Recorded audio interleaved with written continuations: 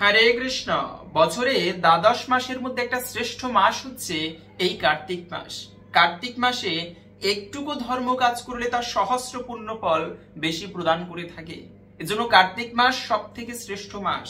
এমনকি এই মাসে তুলসী সেবা করতে পারলেও সে ব্যক্তির প্রতি পদে পদে তুলসী দেবীকে যদি কেউ প্রদক্ষিণ করে তার ব্রহ্মহত্যা জনিত পাপরাশি বিদূরিত হয়ে যায়। তাই এই মাসটি ভক্তদের কাছে সব থেকে শ্রেষ্ঠ এবং প্রিয় একটি মাস, এবং এই মাসে সেই তুলসী সেবা করা অত্যন্ত সৌভাগ্যের। তবে ভুলেও যে সময়ে জল দিতে নেই, সেই তুলসী দেবীকে জল নিবেদনের বিশেষ নিয়ম রয়েছে। যে সময় তুলসী দেবীকে জল দিলে এতে অমঙ্গল হয়ে থাকে। খুবই গুরুত্বপূর্ণ প্রসঙ্গ আজকের এই পর্বে আমরা জানার চেষ্টা করব। পাশাপাশি শাস্ত্রে এই তুলসী সেবার বিশেষ মাহাত্ম্য কথা বর্ণনা করা হয়েছে।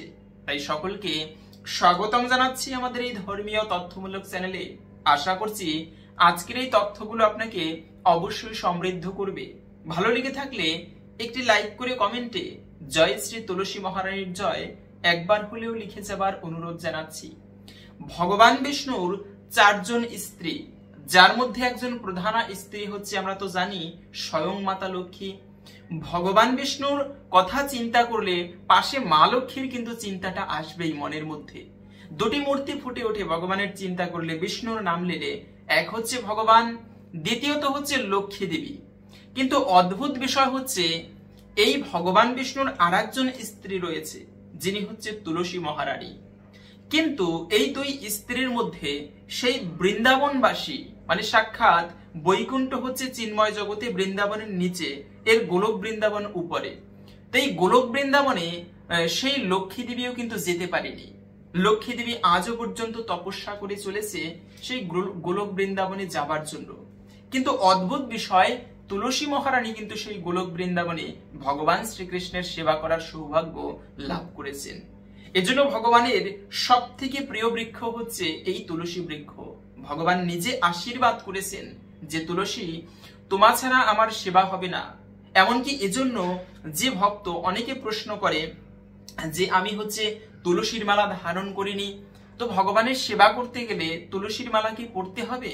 হ্যাঁ, সেক্ষেত্রে আপনি একটা ভোগ নিবেদন করতে গেলেও তুলসী ছাড়া ভগবান কিন্তু সেই ভোগ গ্রহণ করে না।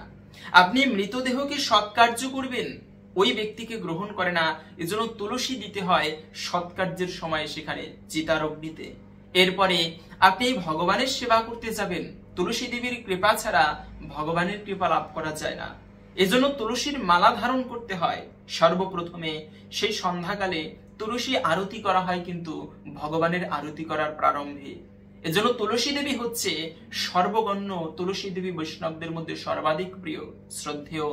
একমাত্র তুলসীর কৃপা হলেও, যদি কৃষ্ণ তোমাকে কৃপা নাও করে, কিন্তু তুলসী দেবীর কৃপা রয়েছে তোমার উপরে, তাহলেও তুমি বৃন্দাবনবাসী হতে পারবে।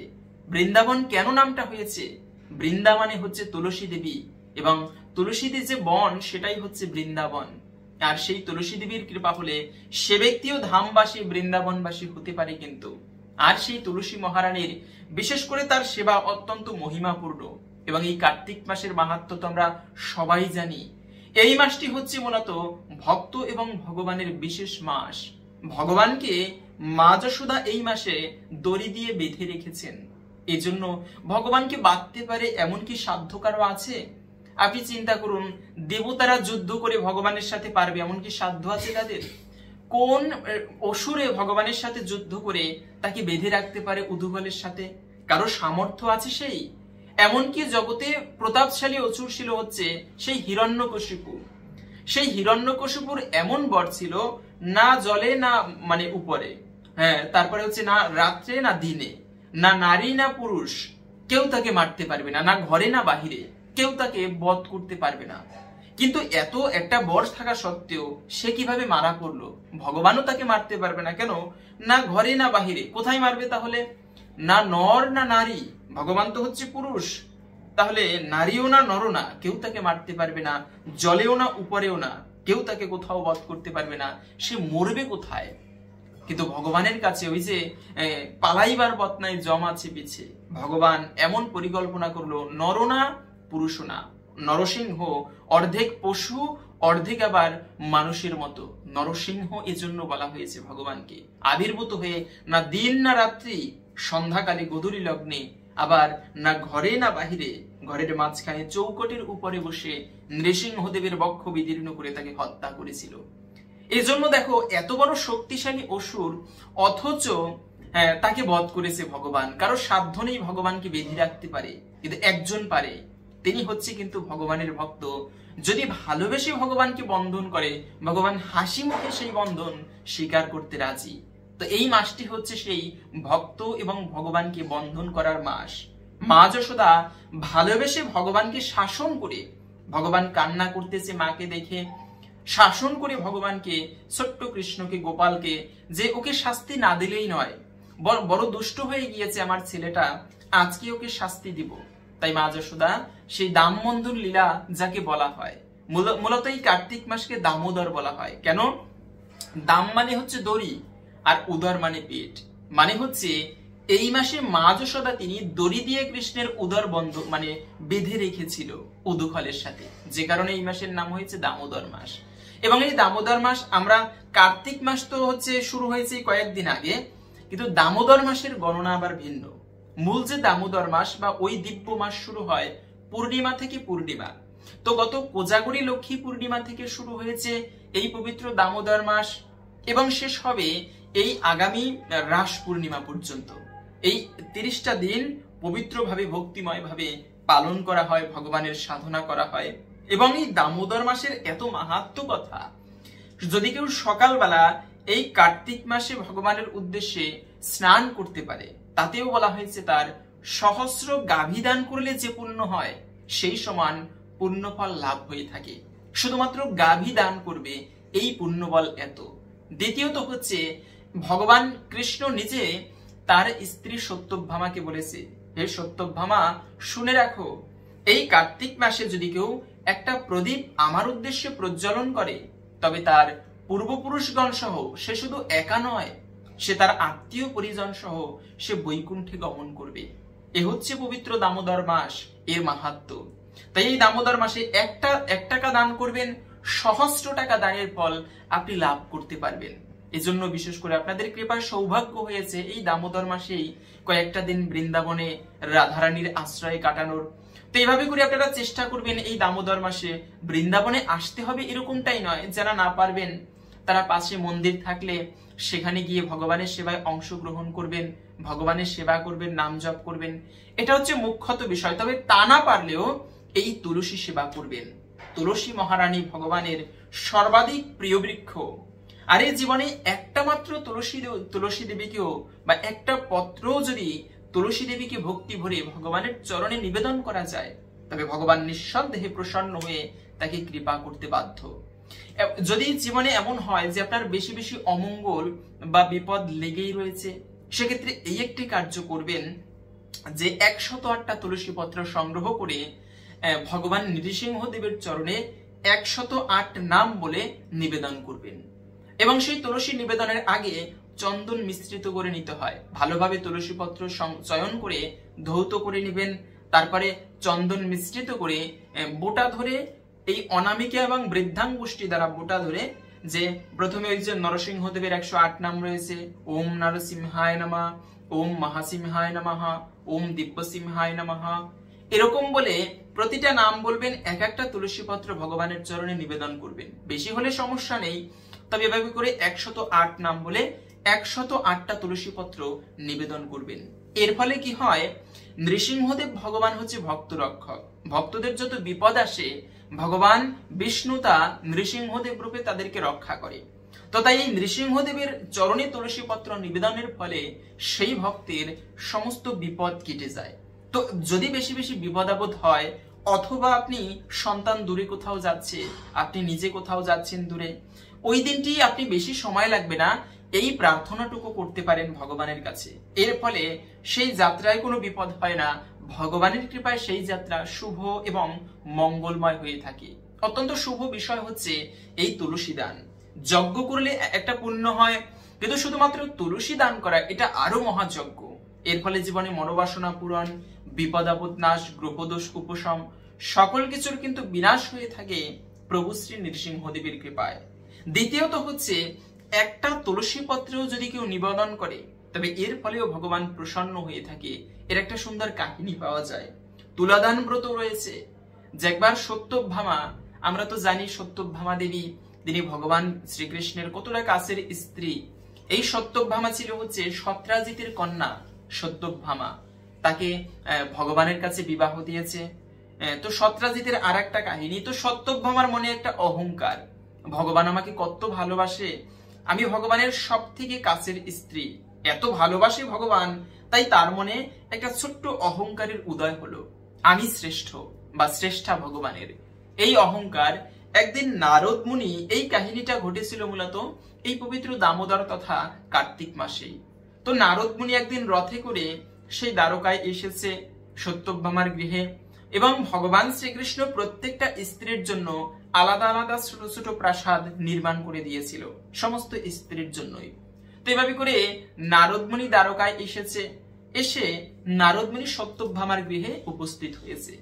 সত্যভামা সুন্দর করে নারদ মুনির সেবা দিতে লাগলো, কিন্তু কোনো একটা কথায় নারদ মুনি বুঝতে পেরেছে সত্যভামার মনে কিঞ্চিত হলেও অহংকার রয়েছে, যে কারণে সত্যভামাকে বলল, আচ্ছা কৃষ্ণ যে তোমার এত প্রিয়, তোমার এত অহংকার, এত গর্ব, তো তুমি কি তুলাদান ব্রত করেছো? বলে, না তো প্রভু, আমি তুলাদান ব্রত করিনি। সেই ব্রত কেমন? বলে, দেখো, যদি কেউ তুলাদান ব্রত না করে তবে ভগবান একান্তই তার আপন হয় না। এটা হচ্ছে সর্বশেষ পরীক্ষা, ভগবান যে তোমার আপন এটা বোঝা যাবে এই তুলাদান ব্রতের মাধ্যমে। মানে তুমি যদি ভগবানের সমান, তুলাদান ব্রতের নিয়ম হচ্ছে রাজ্যের যত ব্রাহ্মণ বৈষ্ণব আছে, ভগবান শ্রীকৃষ্ণের যে ওজন, সেই ওজনের সমান তোমাকে স্বর্ণ দান করতে হবে। ও আচ্ছা, এই ব্যাপার প্রভু, তাহলে ঠিক আছে, আমি কালকেই তুলাদান ব্রতের আয়োজন করব। রাজ্যের সমস্ত ব্রাহ্মণদেরকে নিমন্ত্রণ করা হলো। ভগবান শ্রীকৃষ্ণ কিছু বলছে না, দ্বারকাধিপতি ভগবান শ্রীকৃষ্ণ তিনি এগুলো দর্শন করে মৃদু মৃদু হাসছে, আর নারদ মুনি সবকিছুর অ্যারেঞ্জ করে দিচ্ছে, মানে ম্যানেজ করছে নারদ মুনি। ভগবান বুঝতে পেরেছে নারদের প্রকৃত উদ্দেশ্য কি, যে এই সত্যভামার অহংকার দূরকরণ। ঠিক আছে, ভগবান এতে রাজি, ভগবান তাই নারদের সাথে আরো সাহায্য করছে, কোনো কিছু বলছে না সত্যভামাকে। এদিকে তুলাদান ব্রতের আয়োজন করা হলো, সেখানে রূপকুনি উপস্থিত, সমস্ত মহিষী উপস্থিত, যে কৃষ্ণ তার একান্ত আপন, এটাই তুলাদান ব্রতের মাধ্যমে বোঝা যাবে। তো এবারে কি হলো, বিশাল একটা পাল্লা রেডি করা হলো। এক পাশে হচ্ছে ভগবান কৃষ্ণকে রাখা হয়েছে, আর এক পাশে স্বর্ণ, বিভিন্ন মণিমুক্তাদি দিব্য রত্ন দেওয়া হচ্ছে। কিন্তু অবাক করা বিষয় যে যত স্বর্ণ দিচ্ছে ভগবানের পাল্লা কিন্তু উপরে উঠছে না, মানে স্বর্ণের পাল্লা ভারী করতে পারছে না। রাজ্যে কি করবে, মানে দিতে দিতে এখন সত্যভামা অবাক হয়ে গিয়েছে, আরে ভগবান, আমার কি অপরাধ হলো? এত কিছু দিলাম প্রভু, তুমি তাতেও প্রসন্ন হলে না। এত স্বর্ণ আমি ব্রাহ্মণদেরকে দান করব, এত কিছু করব, কিন্তু আমার প্রভুর পাল্লাটা জেগে উঠলো না। কি করলে আমি প্রভুকে আপন করতে পারবো? একে তো হচ্ছে রাজরানী, লজ্জার বিষয়। দ্বিতীয়ত হচ্ছে যে ঘাম বেরোচ্ছে, কেন এত স্বর্ণ দিল, এত কিছু দিল, প্রায় তার সমস্ত সম্পদ মানে শেষ হয়ে গিয়েছে দিতে দিতে সেখানে, কিন্তু ভগবান শ্রীকৃষ্ণের পাল্লা কিন্তু উপরে উঠছে না। শেষ পর্যন্ত সেখানে রূপকিনী বলল যে, দেখো দেখো সত্যভামা, দাঁড়াও। রূপকিনী হচ্ছে ভগবানের একেবারে কাছের স্ত্রী, সেই ভগবান মা লক্ষ্মী দেবী তিনি রূপকিনী রূপে দাপর যুগে ভগবান শ্রীকৃষ্ণের স্ত্রী হয়েছেন। তো রূপকিনী বলল যে, সত্যভামা দাঁড়াও, এভাবে করলে তুমি কৃষ্ণকে আপন করতে পারবে না। রূপকিনী দেবী তখন একটা তুলসী পত্র নিয়ে ভগবানের নামে সমর্পণ করে ভগবান শ্রীকৃষ্ণের চরণে নিবেদন করে সেই তুলসী পত্রটা এই পাশের পাল্লায়, রত্নের পাল্লায় রেখে দিয়েছে। সাথে সাথে ভগবানের পাল্লা তুলার মতো হালকা হয়ে গিয়েছে। এটা হচ্ছে তুলাদান ব্রত। ভক্তি ভরে যদি কেউ ভগবানকে দান করতে পারে, কোনো কিছু নিবেদন করতে পারে, তবে তা তুলার মতো হালকা হয়ে যায়। এ হচ্ছে ভগবান এখান থেকে শিক্ষা দিচ্ছে। তখন সত্যভামা বুঝতে পেরেছেন যে আমার এটা অপরাধ হয়ে গিয়েছে, আমি অহংকারের বশে ধনরত্ন দান করে, ধনরত্ন দিয়ে ভগবানকে প্রাপ্ত করতে চেয়েছি, কিন্তু এটা চরম অপরাধ বা অহংকারের। আসলে ভগবানকে ধনরত্ন নয়, ভগবানকে ভক্তি দিয়ে পেতে হয়। তাই রূপকিনী দেবী নারদের চরণে পড়লো, ভগবানের চরণে লুটিয়ে পড়লো যে, প্রভু তুমি আমার মানে সেই অহংকারকে চূর্ণ করেছো, আমি তোমাকে প্রণাম জানাই। ভগবানকে প্রণাম করলো, ভগবান খুশি হয়েছে, আশীর্বাদ করলো। এ হচ্ছে বিষয়। একটা মাত্র তুলসী পত্র যদি কেউ ভক্তি ভরে ভগবানের চরণে সমর্পণ করতে পারে, নিবেদন করতে পারে এই দামোদর মাসে অন্তত পক্ষে, তবে নিঃসন্দেহে সে ব্যক্তি তুলসী মহারানীর বিশেষ কৃপা প্রাপ্ত করতে পারে। তবে সেই তুলসী পূজার নিয়ম কি? যদি আমরা অনেকে জানি, তুলসী পূজা করতে গেলে মূলত যেরকম ভগবানকে আরতি করি সেই ভাবে আপনারা তুলসী দেবীকে আরতি করবেন। এবং তুলসী আরতি ভোরবেলা, সকালবেলা, ভোরবেলা আর হচ্ছে সন্ধ্যাকালে করতে হয়, দুটি সময়, সকালবেলা আর সন্ধ্যার পরে, মানে ঠিক সন্ধ্যার সময়। তো আরতি করার জন্য প্রথমে হচ্ছে ধূপকাঠি, তারপরে হচ্ছে প্রদীপ, তারপরে রুমাল, তারপরে হচ্ছে এভাবে করে ধূপকাঠি, প্রদীপ এবং জলশঙ্খ, তারপরে হচ্ছে রুমাল। শঙ্খ কিন্তু ব্যবহার করতে নেই। অনেকে বলতে পারেন জলশঙ্খের কথা কেন বললেন? তো ভগবানের যেভাবে আরতি করতে হয়, পুষ্প, ধূপকাঠি, প্রদীপ, প্রথমে পুষ্প নিবেদন করবেন চরণে 4 বার, নাভিতে মনে মনে তুলসী দেবীকে স্মরণ করে চরণে তুলসী দেবীর 4 বার নিবেদন করবেন, নাভিতে 2 বার, মুখমণ্ডলে 3 বার, এভাবে করে সর্বাঙ্গে 7 বার ঘুরাবেন। এরপরে প্রদীপ, এরপরে তাকে পুষ্প নিবেদন করবেন, এভাবে করে আরতি সমাপ্ত করবেন তুলসী দেবীর। এবং তুলসী দেবীকে অবশ্যই আপনারা চেষ্টা করবেন জল দান করতে, কেননা তুলসী দেবী ওম, সেই তুলসী দেবীর জলদান মন্ত্র কি? ওম গোবিন্দ বল্লভাম দেবীম ভক্ত চৈতন্য কারিণীম স্নাপয়ামি জগদ্ধাত্রীম কৃষ্ণ ভক্তি প্রদায়িনাম। হে কৃষ্ণ ভক্তি প্রদায়িনী তুলসী মহারানী, আমি তোমাকে স্নান সেবা নিবেদন করছি, তুমি কৃপা করে এই সেবা গ্রহণ করো এবং এই অধমকে কৃষ্ণ ভক্তি প্রদান করো। কেন? তুমি হচ্ছে কৃষ্ণ ভক্তি প্রদায়িনী। মনে রাখবে, যদি পরিবারে দারিদ্রতা থাকে তবে সেক্ষেত্রেও প্রতিদিন সন্ধ্যাকালে একটা প্রদীপ প্রজ্বলিত করে আপনি তুলসী তলায় রেখে দিবেন। এই প্রদীপ নিবেদনের মাধ্যমেও তুলসী দেবীর বিশেষ কৃপালাভ হয়। এই যে কার্তিক মাস, এই কার্তিক মাসেই কিন্তু তুলসী এবং শালগ্রাম শিলার বিবাহ হয়েছিল। তুলসী হচ্ছে এজন্য মহাসতী। আর এই তুলসী দেবীর কৃপা হলে, মূলত তুলসী দেবী তো একজন দেবী, কিন্তু তিনি কি করে বৃক্ষ হলো তার একটা কাহিনী রয়েছে। জলন্ধর নামে এক অসুর ছিল।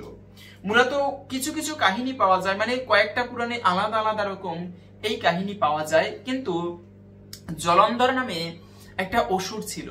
আর তুলসী মহারানী হচ্ছে ওই জলন্ধরের পত্নী ছিল কোনো একটা সময়।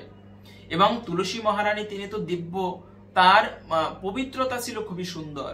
এই তুলসী মহারানী স্বামী ভিন্ন কল্পনাতেও অন্য কোনো পুরুষকে দর্শন করেনি, এতটা সতী ছিল, মহাসতী।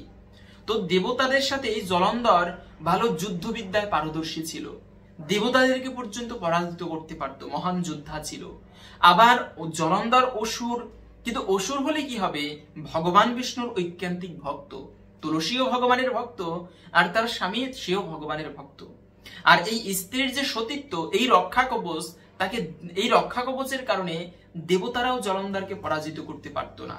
শেষ পর্যন্ত কি করেছে? দেবতা এবং ভগবান মিলে ছলনা করে জলন্ধরকে বধ করেছে। কি করেছিল?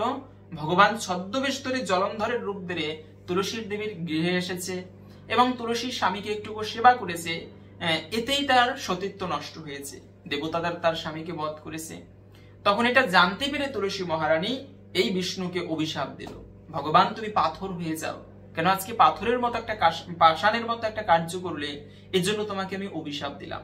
তো অভিশাপ দিয়েছে, কিন্তু এখানে ভগবান খুবই প্রসন্ন হয়েছে যে তুলসী তোমার ভক্তিতে এবং এই যে পতিব্রতা, এতে আমি প্রসন্ন হয়েছি, তোমাকে আমি আশীর্বাদ করছি।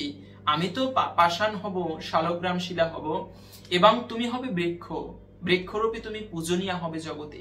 আমার কোনো পূজা তোমার পত্র ছাড়া সম্পূর্ণ হবে না। তাই ওই সময় থেকে এবং এই কার্তিক মাসে যে তোমার আমার বিবাহ হবে, তুমি হবে আমার স্ত্রী, এতদিন আমাকে পেতে চেয়েছিলে, তোমাকে আমি সেই আশীর্বাদও করলাম, তুমি আমার স্ত্রী হবে। এরপর থেকে সেই তুলসী মহারানী ভগবান শ্রী বিষ্ণুর সাথে বিবাহ দেওয়া হয়, শালগ্রাম শিলার সাথে বিবাহ হয় তুলসী মহারানীর। এই কার্তিক মাসেই কিন্তু সেই বিবাহ হয়ে থাকে। এজন্য তুলসী মহারানীর উপরে এত পবিত্রময়ী কোনো দেবী নেই, যার চরণে প্রণামের মাধ্যমেও, যার কৃপা লাভের মাধ্যমেও ভগবানের কৃপা লাভ করা যায়। আর সেই তুলসী দেবীকে জল নিবেদনের মন্ত্র হচ্ছে ওম গোবিন্দ বল্লভাম দেবীম ভক্ত চৈতন্য কারিণীম স্নাপয়ামি জগদ্ধাত্রীম কৃষ্ণ ভক্তি প্রদায়িনাম। এভাবে করে আপনারা একটু আগেও সেই মন্ত্রটা তো বলেছি। তবে কোন সময়ে জল দিতে নেই ভুলেও, সেটা হোক কার্তিক মাস হোক যে সময়ে, মূলত হচ্ছে জল নিবেদনের একটা নিয়ম রয়েছে। সকালবেলা অথবা সন্ধ্যার আগে বিকাল বেলা তুলসীকে জল নিবেদন করতে হয়। কিন্তু দুপুর বেলা, মনে রাখবে দুপুর বেলা অথবা আপনি টয়লেটে গিয়েছেন, স্নান করা হয়নি, সেই অপবিত্র অবস্থায় ভুলেও কখনো তুলসীতে জল দিতে নেই। শুধু তাই নয়, সন্ধ্যাকালে মানে সূর্যাস্তের পরে ভুলেও তুলসী দেবীকে জল দিবেন না, এতে মহা অপরাধ হয়। তুলসী সেবা করলে যত সৌভাগ্যের, কিন্তু ভুল করলে আরো অপরাধ। সন্ধ্যাকাল সূর্যাস্তের পরে ভুলেও কখনো তুলসীতে জল নিবেদন করতে নেই।